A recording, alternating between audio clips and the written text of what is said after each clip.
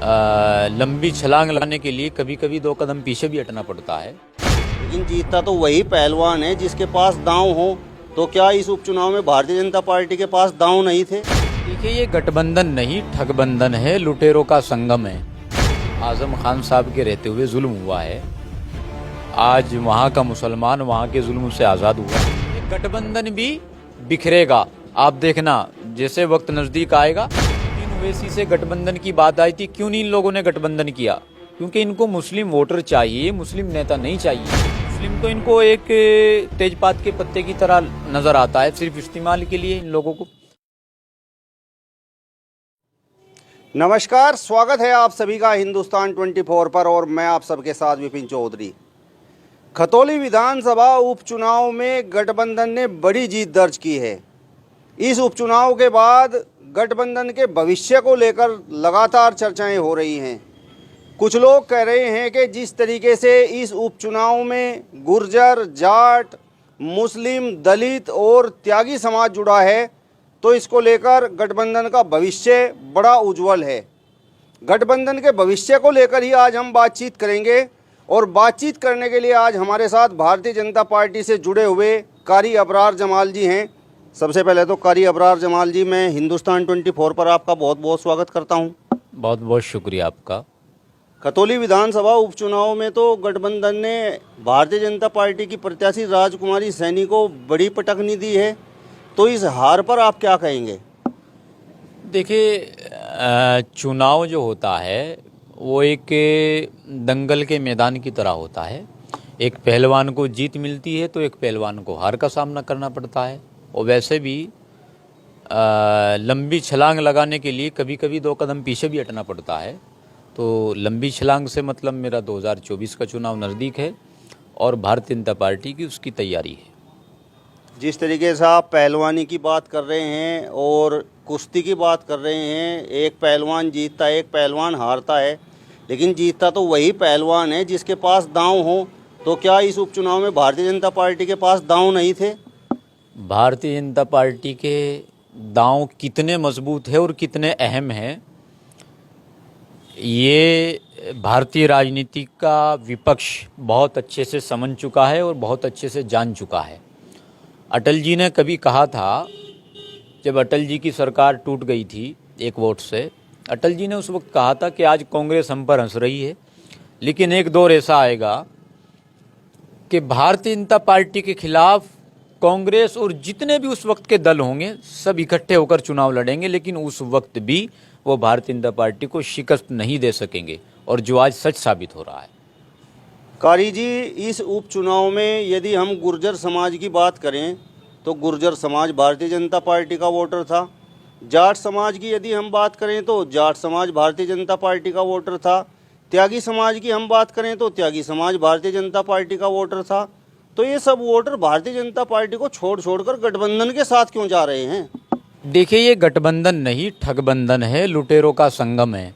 मैंने पहले भी कहा था 2022 के चुनाव में, और ये गठबंधन महाठगबंधन जितना जोर लगा सकता था चुनाव में इसने लगाया। उसके बावजूद भी इसको इस तरह की शिकस्त का सामना करना पड़ा जो इन लोगों ने कभी ख्वाब में भी ना सोचा हो।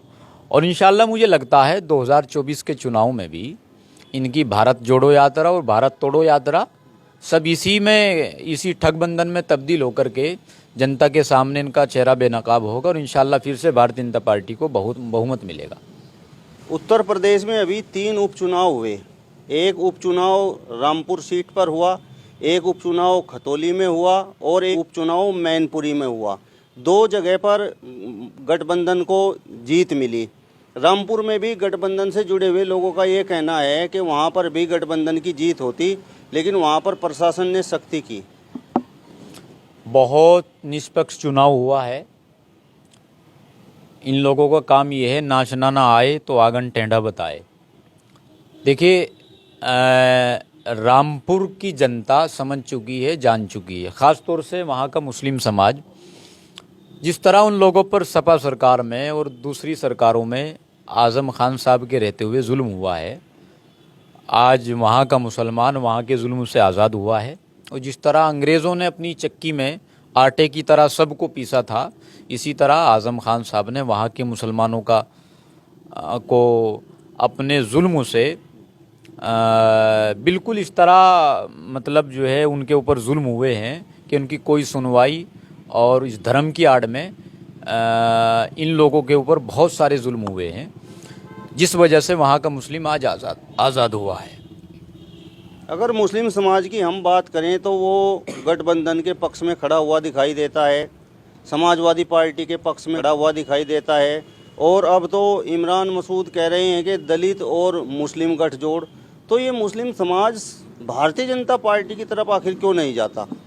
मुसलमान भारतीय जनता पार्टी से बहुत आगे बढ़ चढ़ करके जुड़ रहा है। आप देखेंगे चाहे वो पसमानदा मुस्लिम समाज के ज़रिए या अल्पसंख्यक समाज के ज़रिए या मुस्लिम राष्ट्रीय मंच के ज़रिए, मुसलमान भारतीय जनता पार्टी को बहुत सपोर्ट कर रहा है। और मुसलमान जान चुका है, मुसलमान नहीं चाहता कि हमारे नौजवानों के हाथ में हथियार हों।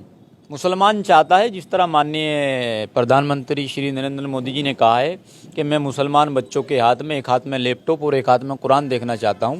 मुसलमान उस नीति के साथ आगे बढ़ रहा है। और मैं आपको बताऊं, इस सरकार में, भारतीय जनता पार्टी की सरकार में, माननीय योगी जी की सरकार में सबसे ज़्यादा फ़ायदा अगर किसी वर्ग को हुआ है, उसमें सबसे पहला नाम मुसलमान का आता है। अगर भारतीय जनता पार्टी की हम बात करें तो चुनाव से पहले बड़े बड़े वायदे जनता से भारतीय जनता पार्टी ने किए थे, लेकिन आज जनता महंगाई के लिए रो रही है, बेरोजगारी के लिए रो रही है, और सबसे बड़ी बात यह है कि देश का अन्नदाता किसान परेशान है, लगातार शिकायतें कर रहा है। महंगाई तो सबसे ज़्यादा कांग्रेस के शासन में हुई, आप आंकड़े उठा के देखिए। दरअसल लोग मुहासबा नहीं करते, लोग हिसाब किताब नहीं करते। आप इस हिसाब किताब को ज़रा अपनी उंगलियों पर ही जोड़ करके देख लें। आप देखेंगे कि चीनी की बात लोग कर रहे हैं, तेल की बात लोग कर रहे हैं, सोने की बात लोग कर रहे हैं। आप आंकड़े उठा के देखिएगा कि 2007 में 2014 से और 2022 तक 7 साल का शासन माननीय मोदी जी का है, और 2007 से 2014 तक 7 साल का शासन कांग्रेस का है। 2000 से चीनी जो थी वो 10 रुपये थी, 10 रुपये किलो। फिर 2014 में 36 रुपये थी। तो कितने बढ़े हैं? 26 रुपये बढ़े हैं कांग्रेस के 7 साल में। फिर आप इसको जोड़िए 2014 से और 2022 तक, आज चीनी 42 रुपये रेट है।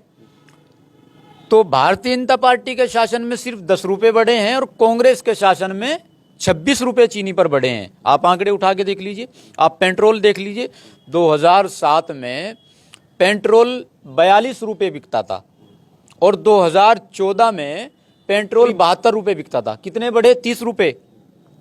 और फिर 2022 चल रहा है, आज पेट्रोल 100 रुपये है। तो माननीय मोदी जी के शासन में 28 रुपये पेट्रोल पर बढ़े हैं और कांग्रेस के शासन में पूरे 30 रुपये पेट्रोल पर बढ़े हैं। तो बताइए, महंगाई इनके शासन में बढ़ी है या मोदी जी के शासन में बढ़ी है? आप सोना देख लीजिए उठा करके, सोना 5-6 हज़ार रुपये था और 2014 में सोना 32,000 रुपये था। तो कितने बढ़े सोने के ऊपर? 24-25 हज़ार रुपये। और आज सोना 48,000 रुपये है।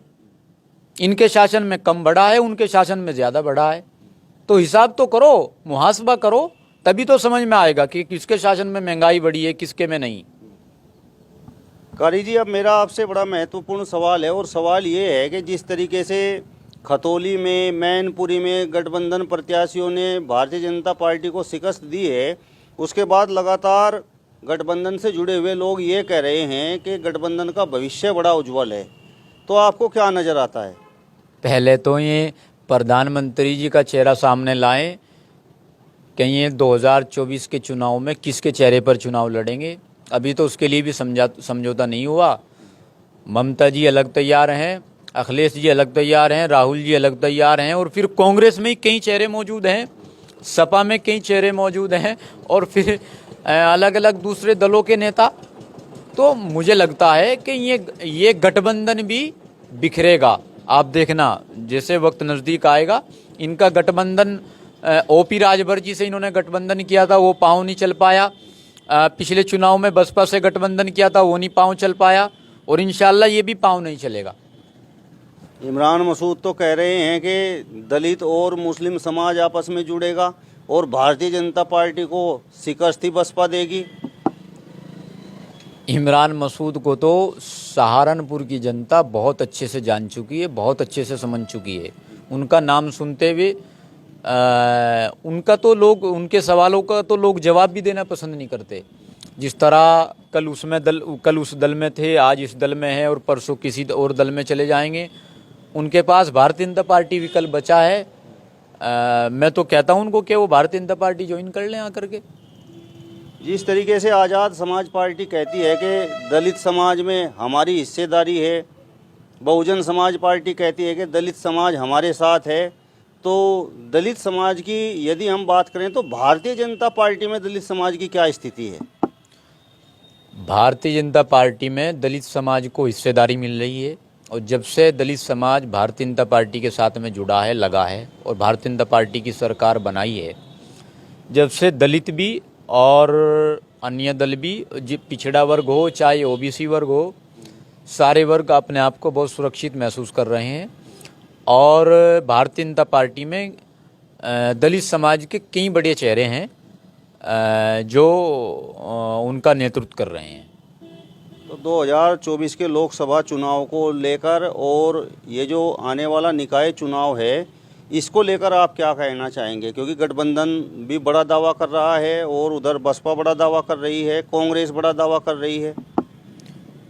देखिए, मैं इसमें ख़ास तौर से अपने मुस्लिम समाज से गुजारिश करूंगा, जितने लोग मुझे देख रहे हैं, सुन रहे हैं, कि वक्त अब परिवर्तन का आ चुका है, बदलाव का वक्त है। ज़माना बदल गया, हालात बदल गए, आप भी बदलने की कोशिश करो। हम अखिलेश की उम्मत में नहीं है, नहीं हम मायावती की उम्मत में हैं, और नहीं अखिलेश हमारे लिए हाजी है, नहीं मायावती हमारे लिए मुफ्तिया है। हमारे लिए सब बराबर हैं, और हमारे लिए जब सब बराबर है, जहां हमको हिस्सेदारी मिल रही है हम वहां जाएंगे। असदुद्दीन ओवैसी से गठबंधन की बात आई थी, क्यों नहीं इन लोगों ने गठबंधन किया? क्योंकि इनको मुस्लिम वोटर चाहिए, मुस्लिम नेता नहीं चाहिए। मुस्लिम तो इनको एक तेजपात के पत्ते की तरह नज़र आता है, सिर्फ इस्तेमाल के लिए इन लोगों को। तो मैं ख़ास तौर से मुस्लिम समाज से अपील करूंगा कि मुस्लिम समाज भारतीय जनता पार्टी का साथ दें, और एक बार आके तो देखें। दूर दूर भागने से और इसकी बुराई करने से और इसको अपना दुश्मन समझने से क्या मफाद है?